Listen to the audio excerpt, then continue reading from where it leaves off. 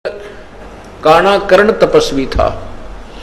उसने 22 लाख वर्ष तक तप किया। फिर उसके लिए विमान आया लेने के लिए। अब चलो तुम याद किए हो धर्मराज दरबार में, चलो। उसको इतना विमान हो गया था कि मेरे जैसा जाजुल तप किसी ने नहीं किया होगा। रास्ते में एक पत्थर पर शिला थी, एक पत्थर का बहुत बड़ी पत्थर था और उसके चारों तरफ उन पार्षदों ने कहा, जो उसको लेने आए थे वो दूतों ने कहा कि तपस्वी जी आप इस परशिला के चारों तरफ एक परिक्रमा देकर आओ, ये नियम है। अब वो काणा कर्ण तपस्वी उस परशिला के चारों तरफ चलने लगा। उसने देखा वैसे ऐसे 18 करोड़ काणे कर्ण अपना नाम लिख गए हुए थे। मैंने इतने हजारों वर्ष तप किया, मैंने इतने लाखों वर्ष तप किया। तब उस काणे कर्ण ने के मन में ये आई कर तेरे से एक जाजुल तपस्वी है, तेरा तप तो कुछ भी नहीं। एक उसका विमान तोड़ा। फिर धर्मराज के दरबार में जब गया, धर्मराज ने कहा, न्यायाधीश ने कहा कि भाई तपस्वी जी कि तूने इतने वर्ष तक तप किया। कहाँ जी तप किया? कहने लगे कि अब और इतने वर्ष तक राज्य किया। तो कहने लगा धर्मराज के मैं न्याय करूं या रहम करूं, अदल करूं, अदल माने न्याय, अदल करूं या फजल करूं, फजल माने रहम। अब देखो बुद्धि भ्रष्ट होती है इंसान की।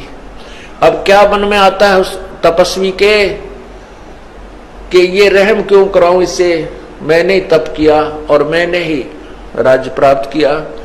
अब ये इसमें रहम की क्या आवश्यकता पड़ेगी? कहने लगा न्याय कर, अदल करो।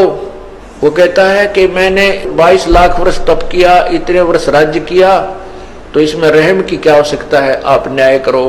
तब धर्मराज ने कहा कि जिस टुकड़ी पत्थर की टुकड़ी के ऊपर बैठकर, जिस पत्थर की शिला पर बैठकर तूने तप किया था वो किसकी थी, तेरी थी या मेरी थी, बता। अब वो ये कहे कि मेरी थी तो धर्मराज कहता कि लाया क्यों नहीं, फिर उसने अपनी साथ में तेरी थी तो। तब उसने कहा वो तो महाराज आपकी थी, तो भाई मेरी उस टुकड़ी का अब तू किराया दे मुझे। उस टुकड़ी को 22 लाख वर्ष तक अपने सिर पर रख, तब न्याय होगा। तब कहता है रहम करो, अब रहम करो। ने बोला रहम करूं तो मैंने अपने सिर पर रखनी पड़ेगी भाई, यह गलती मैं नहीं कर सकता। उसको सरब बना दिया और 22 लाख वर्ष तक वो मरता रहा, जीता रहा और उस टुकड़ी के नीचे उसका वास रहा। तो पुण्यात्माओं, ये तत्व ज्ञान हमें प्राप्त नहीं हुआ था।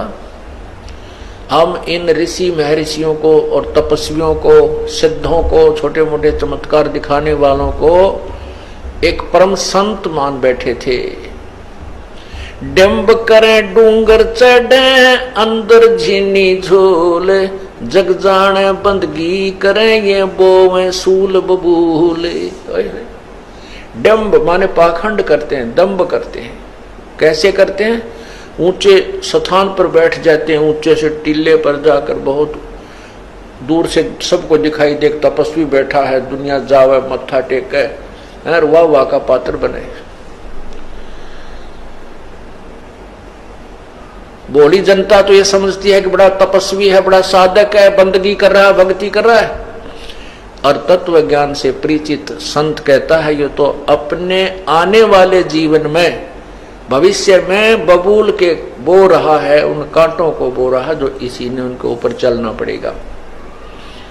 डंब करे डूंगर चढ़े ये अंदर झीनी झूले, जग जाने बंद